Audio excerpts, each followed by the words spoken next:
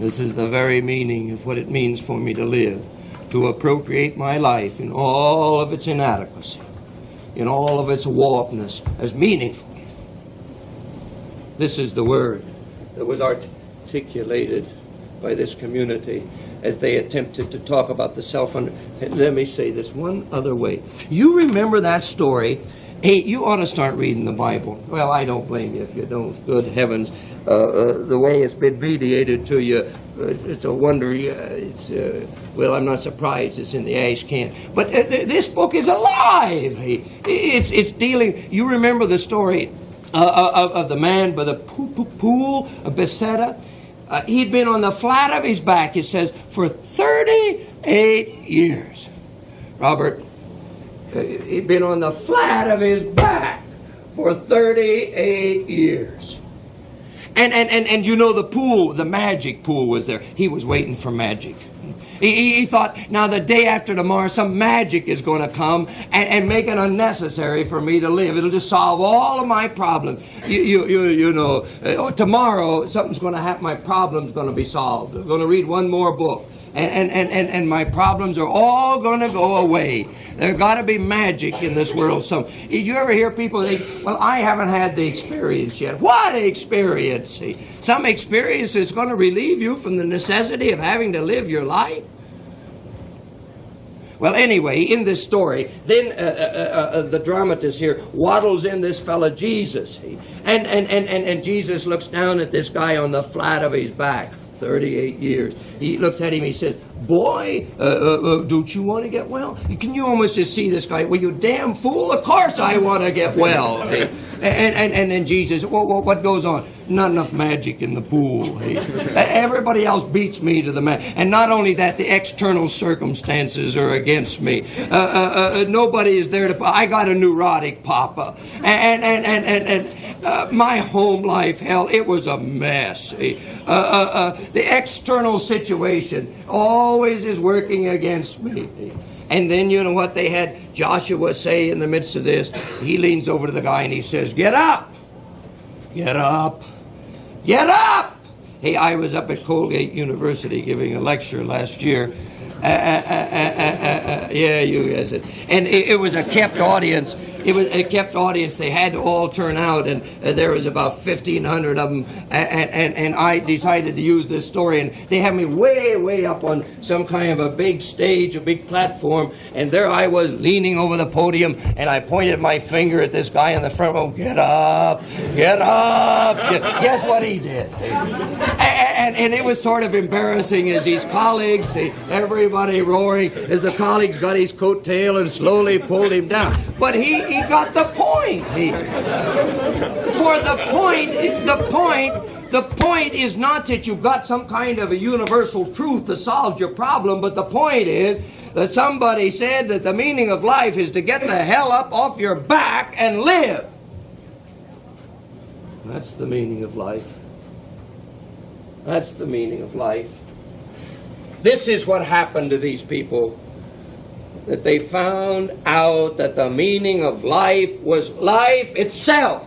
That the meaning of life was life with all of its ambiguities, with all of its uncertainties, with all of its twistedness, with all of its necessities to make one decision after another, with all of its contingencies, with all of its finitude, with all of its fate-filledness, that this was what the meaning of life was, life itself. This is what those strange words, that God loved the world, was attempting to point to. Now, let's try to see what these two terms were attempting to indicate in terms of this happening. And here you come to the story of this community. Every community in history has a story by which it freights its word about what life is all about. And this is really, to me, a tremendous story. It's a drama, not a story, I think. And now you have to switch back many centuries in order to get this. Let this line up here, I'm almost afraid to use the words, I will. Let this be the eternal realm, and this the temporal. But mark you, we're dealing with a two-story universe out of another cosmology. You and I don't have this cosmology. Let's say that this is the realm of no thing, and this is the realm of thingness, which holds this into a one-story universe. This is the realm which is there, that is the final over againstness in existence, which is no realm in itself. Anyway, let these two realms be indicated in this fashion. Now here, when these people were attempting to point to what they were pointing to with this term Christ, they had to begin here in the midst of history, and they began with the two primary symbols of the New Testament and this community. And the two primary symbols are, of course, the cross and the empty tomb. Now, what are these symbols pointing to? Well, they're pointing to the fact that when you and I, as the New Testament put it, die, why then we discover we live. Now, what does this mean? When you and I die to our pretensions, to our illusions, that the day after tomorrow, that this nasty old necessity to live life is going to go away, well, we discover that that very dying to those illusions is what it means to live. And look at this strange thing. We've so sentimentalized this that it no longer points to what it is. And our fathers, it seems to me, were very wise when they never allowed these two to be separated. For it's not that you and I die and then we climb up out of the grave and then life is great. Hell, you and I see the joke of that. But it's precisely whenever you and I die to our illusions that there's a way to wrap life up. Then we discover that life as it is what life is. Period. Our fathers had strange parables that they told to attempt to indicate that. You remember they use all kind of figures. Once I was maimed and now I'm whole. Once I was deaf and now I see. Once I was, yes, very good. Once I was blind and now, well, you know, they tell me that a director of a symphony hears with his eyes off of this page and then sees what he hears from the orchestra. Just think of that for a moment. It's pretty good. Once I was in bondage, now I'm free. Once I was dead, now I am alive. These are the parables they used to talk about what had happened to them. These are the two basic symbols, the crucifixion and the resurrection. These become what life is all about for you and for me. Now, the term Christ was a term that gave, if you like, cosmic significance to these symbols, that made this not only the meaning of life in a situation, but the meaning of life, period. And in order to point to this cosmic dimension of this, the whole drama had to put on. Now watch this. They took this Christ symbol and talked about the pre-existence of Christ in another world. And then they took the Christ symbol and talked about the post-existence of Christ in life beyond, in the upper realm of it. And the way they pointed to this, watch this. They had a little lamb. And if you don't see this, you've missed the point. There's nothing literal about this, because this Christ is pictured as a little lamb. Bah, bah, bah, as they put it, that was sitting on the lap of the Papa when the world began. Do you see that? A lamb slain before the foundation of the world. What were they trying to point to with this strange figure of a pre-existent bang lamb? What they were trying to point to is that this understanding of life, if you die to your illusions, you live, was the way life has always been, is what it has always meant to be a human being. To use their cosmology, when the world was created, guess who created it? This strange word, that if you die, you live. Tremendous. Wouldn't you like to put this on Broadway? It reminds me, some years ago, one of the great shows there was The Eternal Road. I remember the last scene of it. From way out beyond the orchestra pit came a great road that ascended up the stage until it went way up above the arch, out of sight. And here the show was of the eternal road of life. Well, here's the same kind of a drama. When you use the word eternal here, what you're saying is that this is what life is all about, period.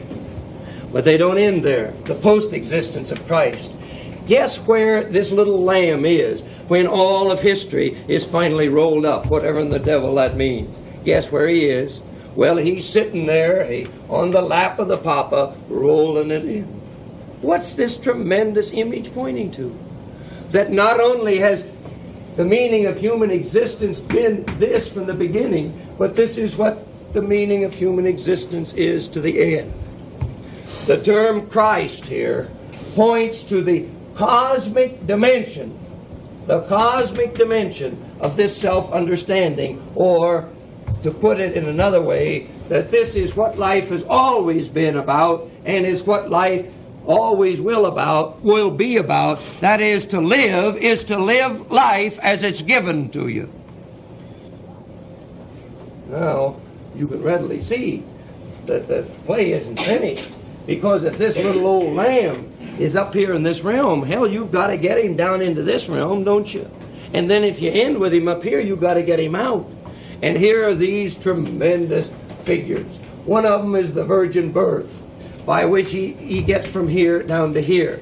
Now, if this happened in the 20th century, we would no more use this figure than fly to the moon. Now, I say to you, if the community hadn't invented the virgin birth, we'd have had to invent it, but it wouldn't be the virgin birth that we would invent. How would we get this little old creature down here into the realm of the temporal in the 20th century? Anybody? Spaceship, you just jolly well bet. We'd have him on a flying saucer, and he wouldn't be a little old lamb. He'd be a little green fella from Mars, wouldn't he, in our drama? And then the problem is we got to get him back out. And here is the figure of the ascension. I was a little boy one time, and I went outside of the little village I lived in up in Ohio on a little tiny hill. I'd seen these confounded pictures in Sunday school. Did you ever see them of a guy in white with a nightgown on, going right up in the air? Well, I got out on this hill, and I suppose I looked over my shoulder. I would now, anyway. And I got my hand out, and I never made it. Well, anyway, you see, if a Sunday school teacher, for instance, had been a wise woman, and she'd have found out about that, why, hell, she could have delivered me and not had me go through the nonsense that I've gone through many years after that. I discovered as a little boy that you couldn't make it. But nobody helped me on the meaning of this. Here we got the little lamb up here in the realm. Now, this brings us to this figure. The Christ term points to the cosmic dimension of this self-understanding, that to die to your pretensions that you're going to create some meaning in life is what it means to live. Now let's turn to this figure, the law. Now this has many cultural origins, this term. But what fundamentally these people were pointing to was the awareness that every man has a life image in which he lives, whether he is conscious of it or not conscious of it, that we bow our knee before some kind of a self-understanding. And the term Lord points to the fact that we receive a self-understanding as our self-understanding. Every man bows his knee to some Lord, whether it be his nation, his mama, money, the pleasure, pain principle, or whatever. He bows his knee to some reality. Again, he may do it as a pig, as Socrates says, in which he dares not even be present to the images in and through which he does his living, but he bows his knee. And when this community called this self-understanding the Christ, they were saying that this is that in the light of which we do our living and we do our dying, or that this self-understanding has become our self-understanding. And when they use this term, they point to the virgin birth. What are they pointing to here with this? They're pointing to the fact that this reality is, this self-understanding is the self-understanding of history. When they point to the ascension, what are they pointing to? That this self-understanding is the self-understanding of history. This is what life is all about. Now, what a drama. What a drama. But what in the world does this have to do with Joseph Matthews standing here in the 20th century? Well, something like this, if you'll allow me to say it. In those situations in life in which I'm pushed to the edge of life, and in which this word which is in my memory breaks through into my consciousness, that I can dare to live my life. And when I dare to appropriate this self-understanding, then I see, why, heaven's sakes, this is the way my life has always been. When I dare to appropriate into my being the word that I am received in this world, that my life is significant in this world, when, to say with Nietzsche, I dare to say yes to myself and this world in which I live, then I see, why, heaven's sake, I've always been received. I mean, I see that even that time when my papa beat the daylights out of me for not shelling peas as fast as my brother, you can see I've not quite got over that. But you can see I got over it a little bit. At least I can talk about it. I can see that even in the midst of that situation, I was received. That my past is my past. You know, I went to a 2-bit little school because I was so poverty-struck I couldn't go anywhere else, down in Tennessee. And I didn't get any education. And you know, sometimes I've been sort of ashamed to tell people where I went to college. But in this moment in which I can receive myself as received in this world, I can embrace my past, including my neurotic father. And don't you rather suspect I had a pretty neurotic papa? Well, some of you think you got him. You should see mine. And in this moment in which I'm able to receive myself, I'm able to receive, I am my papa. And these scars that my papa has left upon me are my scars. They're mine. You take away my neurotic tendencies like this, and you've taken away my creativity. You know that? I wouldn't know myself if I woke up tomorrow without my warped inner being. And if I showed up tomorrow with your warped psyche, I'd be scared. And if you showed up with mine tomorrow, you'd be scared to death. I'm able to embrace my past. And when I'm able to embrace my past, you know what? I'm released from bondage to my past, which turns me toward the future, toward the utter unknownedness of the future. As this word was at the beginning in my life and was there at every point that I was a received person in this world, now as I turn toward the utter unknownedness of the future, I turn in the awareness that this word is here. You and I don't know nothing about tomorrow. What am I talking about? You and I know nothing about the next 5 minutes. The future is utterly unknown. Your future is utterly unknown. Utterly unknown. It's black. It's dark. It's thick. Why is it that you and I wallow in the past? Say I had a paper written by a fellow in the college house a couple of years ago he called it brooding. He said he was a brooder. When he went out and made an ass out of himself at a party, he found that he brooded. He brooded, thinking, well, if I had that to do over again, hell, I would have done it this way. And then he projects this into the future, and he begins thinking, well, boy, the next time I get in that group, I'm really going to scintillate. Brooding. Or he says, when I go out to a party and I really scintillate, I brood. I try to hang on to that feel. You know the feeling when you scintillate. He tried to hang on to this and clutch it. And he projects it in the future, and he begins to think, what was it that just happened? Now, let's see. Now, I entered into that conversation this way. I appeared this time the nonchalant one. And he begins to think and scheme and plan how he can recapture these moments. So he broods toward the future. But in each case, he's really, even this future is the past. And he's trapped in the past and escapes from the necessity of having to move into the unknownness of the future. But this self-understanding, when I am able to receive myself as received in this world, precisely at that moment I dare to move into the unknownness of tomorrow.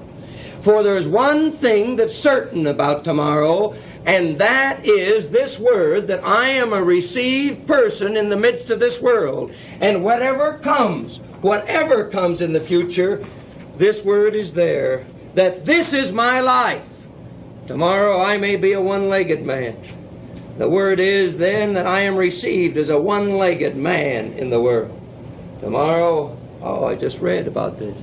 I may go home and find my house burnt down with my 3 boys without whom I do not think I could live. I shall be received then in that situation in life. This word here, that in the end is this little lamb sitting on the throne, is the word that in my unknown tomorrow, there is one thing that doesn't pass away, and that is that I am a received man. This is what this drama has to say about the way I can live in this world. Now, I want to come back to this old character here. This one who was belched into being, who was at the center of this. When this community received this self-understanding, then it saw this one, whoever he was, as the hero of this self-understanding. So that, they called him Joshua, this self-understanding by which we live. And he was pictured as the utterly free man. Did you notice how he used to go up to those Methodist bishops? And I suppose the only equivalent in our day for the way the swear words he used is S.O.B. That word in those days was, you bag of whited bones, you collection of empty sepulchres, you. Where did he get the courage to stand against the solidification of the institutions of society? Where did he find the courage? Where did he find the courage to walk up to the harlot and say in the midst of society, this woman knows more about what life is all about than you cows of Bashan, to use Amos's term? Where did he find this courage? Where did he find the courage to expose himself to life as it came to him?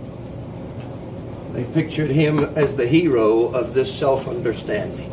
Now, not Jesus. I haven't. No. Jesus, who was the Christ. Jesus as the hero of this self-understanding, who was our Lord. Now, within inside this community, in its cultic activity, to recite this creed, Jesus the Christ is Lord, is to say that I embrace life as it's given as the meaning of my life, in which I can receive my past and dare to move in the unknownness of the future. It is to get up and walk.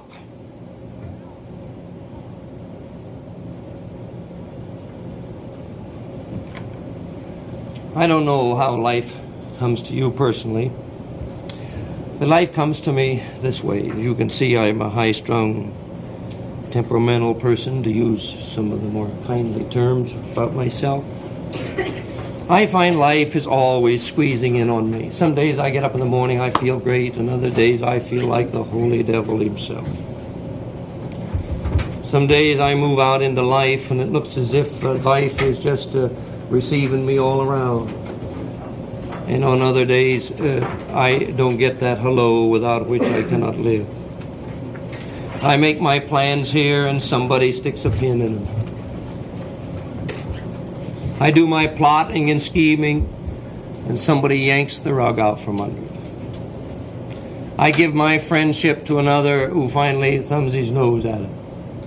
I give my friendship to still another and find that I don't know how to be a friend.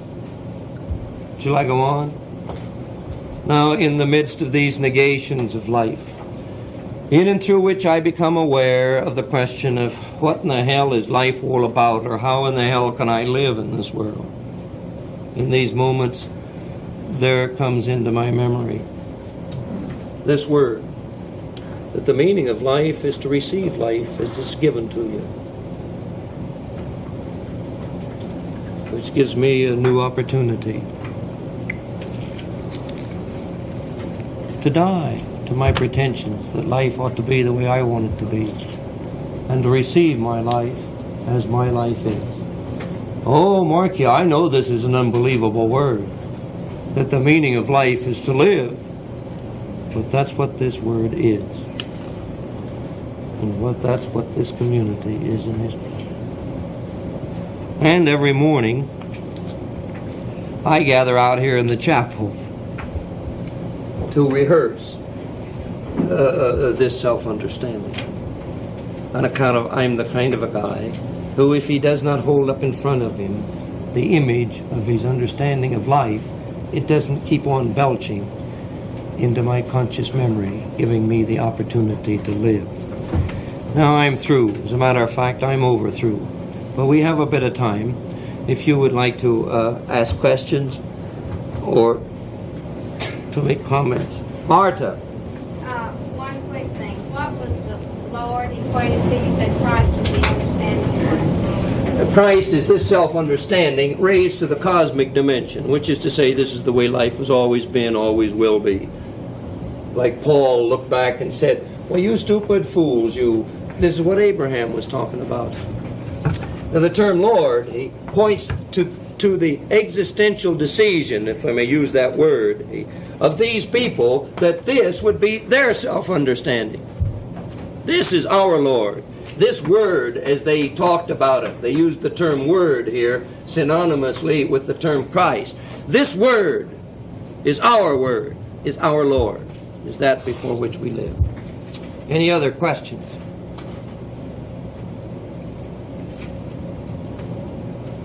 Please. I'd like to know something about the stories you read in the poem. Well, fine. I'd like to know. Well, say, should we deal with this one? Do you like that one? Huh? That's Little Red Riding Hood. Most unbelievable things in there.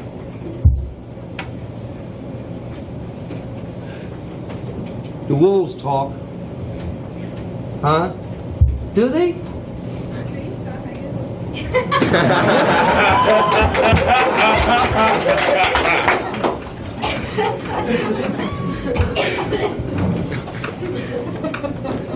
Well, you're right.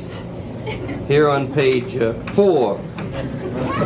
Behind her, a gruff voice said, "Good morning, Little Red Riding Hood." Wolves talk, don't they?